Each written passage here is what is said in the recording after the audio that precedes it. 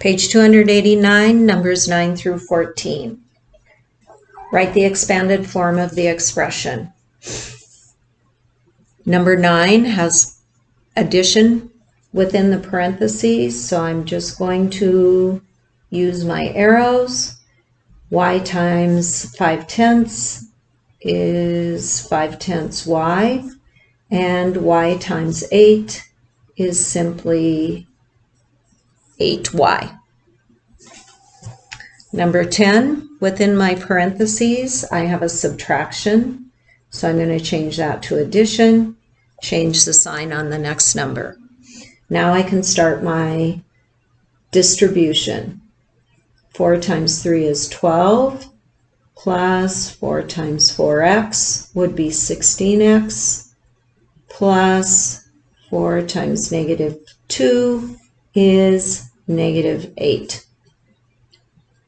I can see that I have a term with a variable, and I don't have any other terms with variables, so I'm just going to bring that down here. But I have two terms that have constants. They don't have a variable after them. And because I'm adding them and they have unlike signs, I'm going to subtract 12 minus 8, and I'm going to get 4. And I'm going to look at each of those numbers without the sign, and I'm going to say which of those numbers are larger. My 12 is larger, so I'm going to take the sign associated with the 12 and use that for my answer.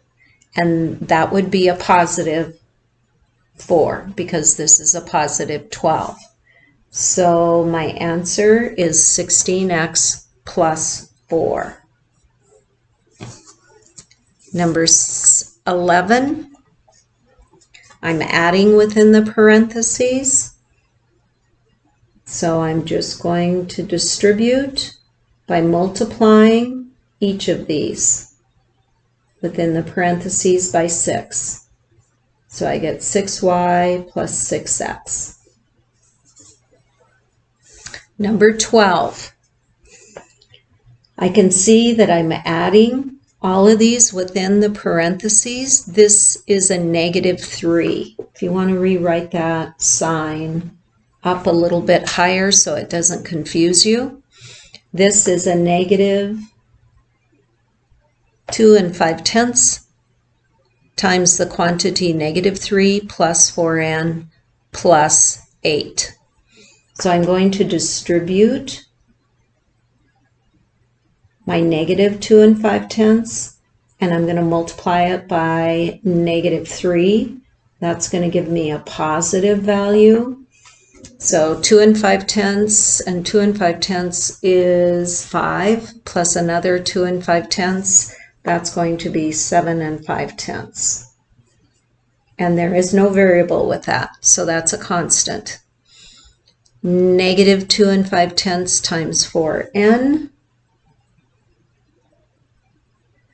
Well, that's going to be 2 5/10 times 4 is going to give me 10. And that's a negative times a positive, so that's going to be negative. And negative 2 5/10 times 8, that's going to give me 2 5/10 times 8 is going to give me 20. And that is going to be negative because it's a positive times a negative. Let me make that clear. So I have a term with an n, and I have no other terms with the n, so that's just going to come down here. And now I have to combine these. So I have unlike terms, or excuse me, unlike signs. I'm going to subtract. Notice I'm lining up decimal points. So I'm going to have 5/10, and 12. 12 and 5/10. And then I come back and I look at my numbers, ignoring the signs. So in other words, I'm actually looking at the absolute value here. The absolute value of positive 7 and 5/10 is 7 and 5/10. The absolute value of negative 20 is 20. 20 is larger than 7 and 5/10. I'm going to take the sign of the larger absolute value. That's a negative.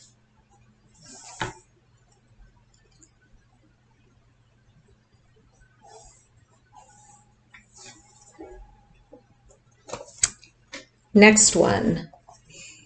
I'm going to change these signs because inside the parentheses I have subtraction. So this is going to become a negative x. So 1/3 times y, negative 1/3 times y is just a negative 1/3 y. Plus a negative times a negative is a positive. So this is going to be 1/3 x. I cannot combine x's and y's. This is like saying I have 1/3 of a banana and I have 1/3 of an apple, and I combine them and I have 2/3 of an apple. I'm not going to have 2/3 of an apple. I know that was a negative, but so this is, you can't combine these. These are not like terms because they have different variables. Last one. We're going to change the sign, the subtraction, on the inside, which means the number after it changes to its opposite. And then we're just going to distribute the 8 and multiply the positive 8 times each of these terms inside.